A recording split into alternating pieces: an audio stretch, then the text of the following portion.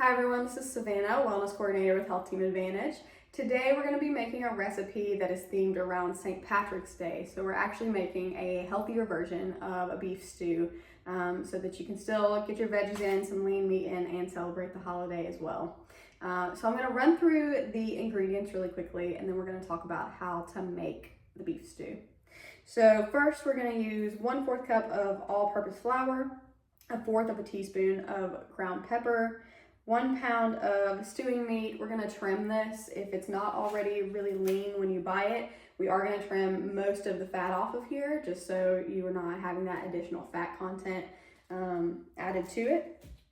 We are gonna use a high heat oil as well, or a high smoke point oil. So you're gonna use 5 teaspoons of avocado oil there. You can use vegetable oil, but again, I recommend you use avocado oil for the healthy fats there.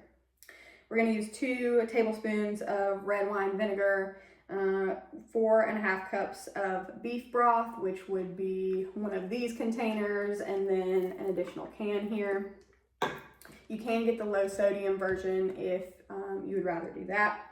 We have 1 medium onion, 5 medium carrots, 3 to 4 baking potatoes that we're gonna kind of take the skin off of and then cube.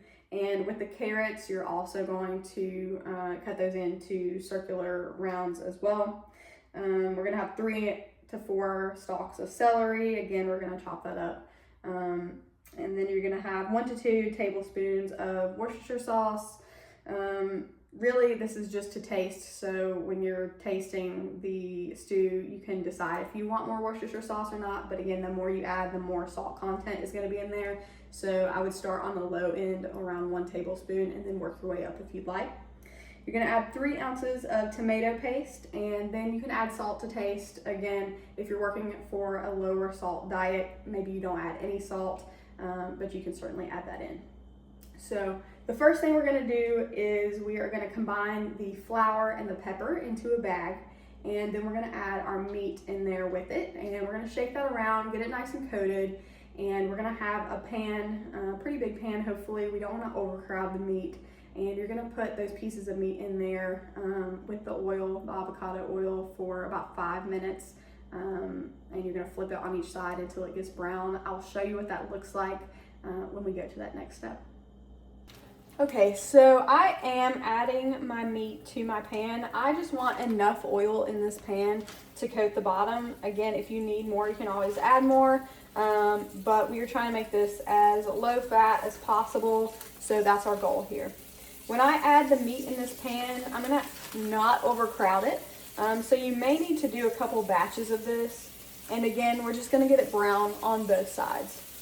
When you finish with this, you're gonna have some brown bits left in the bottom, and you're gonna deglaze the pan with your red wine vinegar and kind of scrape all those brown bits off of there.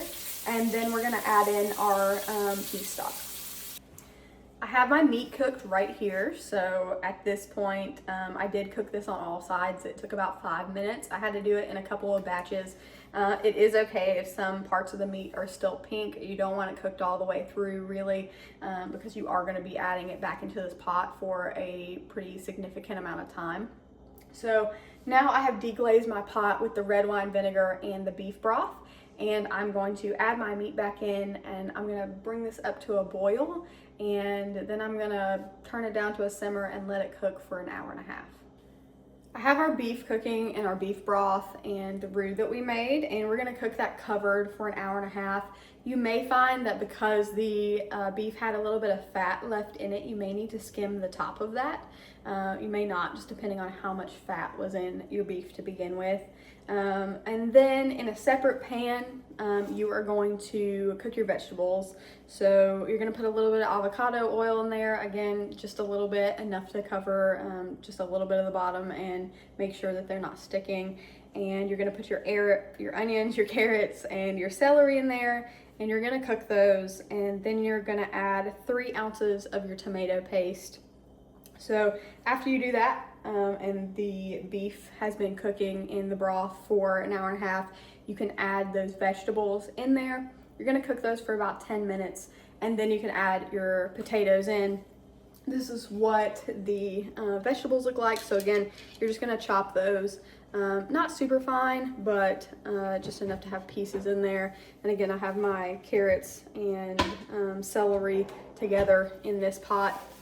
And then I have my onions separate in there.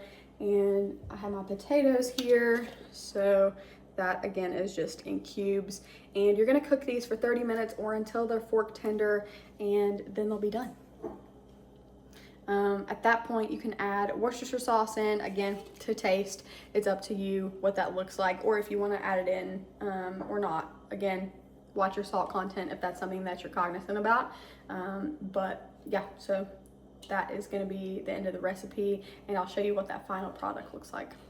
So I cooked the veggies with the tomato paste. I did use almost exactly 3 ounces in here.